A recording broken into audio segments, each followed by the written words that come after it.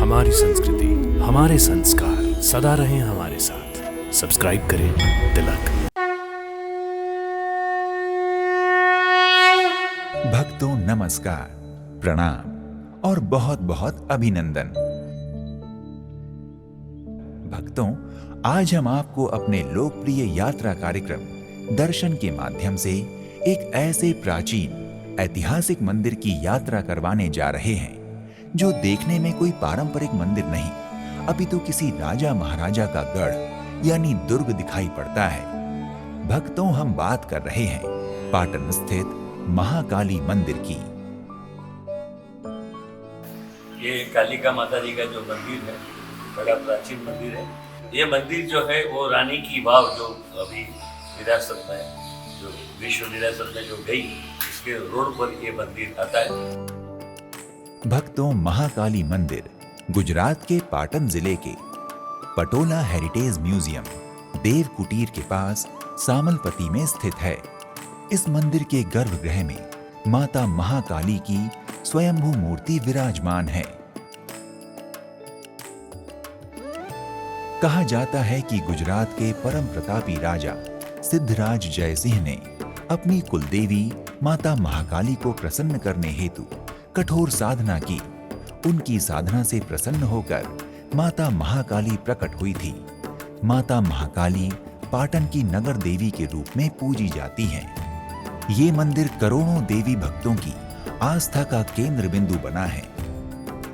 भक्तों, पाटन का महाकाली मंदिर लगभग 900 वर्ष पुराना है। इस मंदिर का निर्माण यहाँ के तत्कालीन परम प्रतापी सोलंकी राजा सिद्धराज जयसिंह के शासनकाल में हुआ। पाटन में सिद्धराज जयसिंह का शासन विक्रम संवत 1094 से 1143 तक रहा। इसी अवधि यानी विक्रम संवत 1123 में माता काली का मंदिर बना। बताया जाता है कि सोलंकी राजाओं की कुल देवी उज्जैन में विराजमान कालिका माता हैं।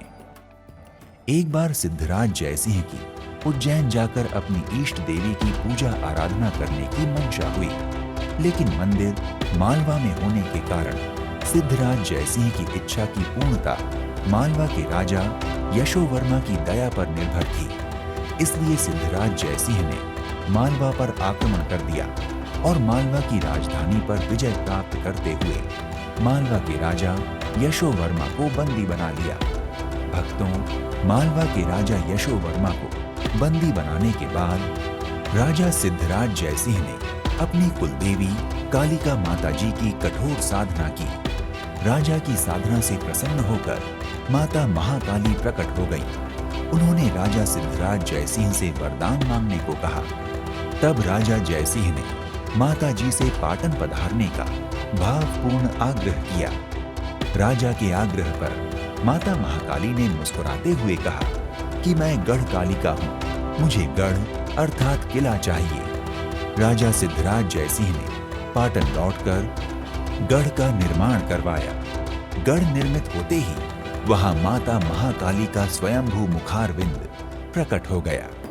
वही स्वयंभू मुखारविंद पाटन के गढ़ रूपी महाकाली मंदिर में विराजमान है। भक्तों, समूचे भारत में एकमात्र यही मंदिर है जिसमें माता महाकाली के संपूर्ण मुखमंडल का दर्शन होता है। इस मंदिर की एक और विशेषता ये है कि यहाँ कालिका माता जी के पास 18 भुजाओं वाली भद्रकाली माता जी भी विराजमान है। यहाँ उज्जवल मुखमंडल और दिव्य मुस्कान वाली जो तीसरी देवी प्रतिष्ठित हैं, उनका वर्णन माता महालक्ष्मी के रूप में किया गया है। विक्रम संवत 1433 में यहाँ क्षेमंकरी माता जी प्रकट हुई, जो माता महालक्ष्मी के बगल में विराजमान है। क्यों कालिका माता जी यहाँ गुजरात में या सब जगह कालिका माता जी का मंदिर है और मूर्ति भी है, उनका मुखारविंद है, पूरी मूर्ति कहीं भी नहीं है। अगर पावागढ़ अगर हम जाते हैं तो वहाँ माता जी का जो दर्शन है वो नेत्र तक दर्शन होता है। कलकत्ता कालीघाट अगर हम जाते हैं तो वहाँ माता जी का नासिका यानी नाक तक का दर्शन होता है। और माता जी जहाँ से यहाँ आए वहाँ उज्जैन में भी माता जी अपूर्ण मुखारविंद के साथ वहाँ विराजमान है। सिर्फ पूरे भारत में एक यही मंदिर है पुराना प्राचीन कि जहाँ ये माता जी संपूर्ण मुखाग्नि के साथ यहाँ प्रकट हुए। भक्तों, यहाँ चैत्री और असो नवरात्रि एवं दिवाली के सभी त्योहार बड़े धूमधाम से मनाए जाते हैं। एक लोक मेला भी यहाँ आयोजित किया जाता है और पाटन की सभी जातियों द्वारा अलग अलग तारीखों पर पूरे साल होम हवन और समारोह आयोजित किए जाते हैं। असो मास की दुर्गाष्टमी पर संधि पूजा और काली चौदस को काली पूजा का विशेष महत्व है। भक्तों, राजा सिद्धराज जयसिंह को स्थापत्य कला में गहरी रुचि थी। भक्तों, पाटन का महाकाली माता मंदिर श्रद्धालुओं के प्रवेश और माता के दर्शन के लिए सुबह 6 बजे से रात्रि 10 बजे तक खुला रहता है। इस मंदिर में सुखद अनुभूति के लिए 1-2 घंटे का समय अवश्य व्यतीत करें। भक्तों, पाटन के महाकाली मंदिर में प्रतिदिन 2 आरतियां होती हैं। पहली श्रृंगार आरती प्रातः 10 बजे तथा दूसरी संध्या आरती सायं 7 बजे। यहाँ आरती का दृश्य बड़ा ही मनभावन होता है।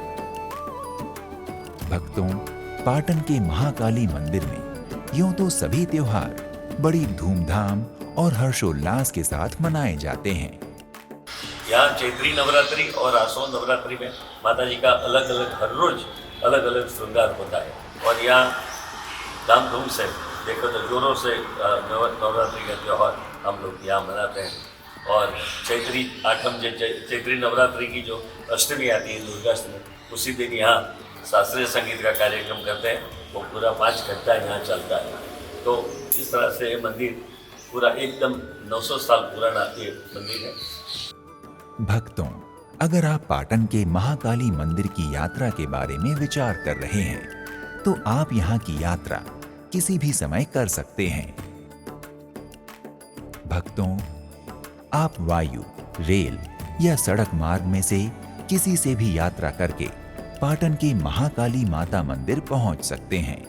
भक्तों, अगर आप पाटन के महाकाली मंदिर हवाई जहाज से जाना चाहते हैं तो निकटतम हवाई अड्डा सरदार वल्लभ भाई पटेल हवाई अड्डा अहमदाबाद है, जहां से पाटन की दूरी लगभग 110 किलोमीटर है। ये हवाई अड्डा दिल्ली, मुंबई, जयपुर और कोलकाता जैसे कई प्रमुख शहरों से वायु मार्ग द्वारा जुड़ा हुआ है। हवाई अड्डे से आप कैब द्वारा पाटन के महाकाली माता मंदिर आसानी से पहुंच सकते हैं। भक्तों, अगर आप पाटन के महाकाली माता मंदिर सड़क मार्ग द्वारा पहुंचना चाहते हैं तो ये शहर अच्छी तरह रोड नेटवर्क द्वारा भारत के सभी प्रमुख शहरों से जुड़ा हुआ है। बस से यात्रा करने के लिए भी आपके सामने बहुत से विकल्प होते हैं। आप डीलक्स बस, एसी कोच और गुजरात राज्य द्वारा संचालित बसों के माध्यम से पाटन के महाकाली माता मंदिर की यात्रा कर सकते हैं।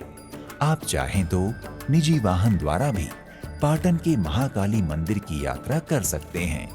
भक्तों, अगर आप रेल यात्रा द्वारा पाटन के महाकाली मंदिर पहुंचना चाहते हैं तो यहाँ का नजदीकी रेलवे स्टेशन महेशाणा और अहमदाबाद हैं, जो क्रमशः 50 और 100 किलोमीटर की दूरी पर हैं।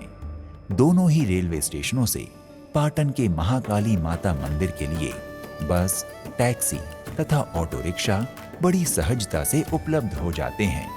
भक्तों, अगर आप पाटन पहुंचकर महाकाली माता का दर्शन पूजन करना चाहते हैं तथा उनका आशीर्वाद प्राप्त करना चाहते हैं तो अपने बजट, क्षमता और सुविधा अनुसार यात्रा का शुभारंभ कीजिए। तो आज के इस एपिसोड में इतना ही। एक नए धाम की यात्रा में फिर मिलते हैं। नमस्कार, प्रणाम, इति शुभम।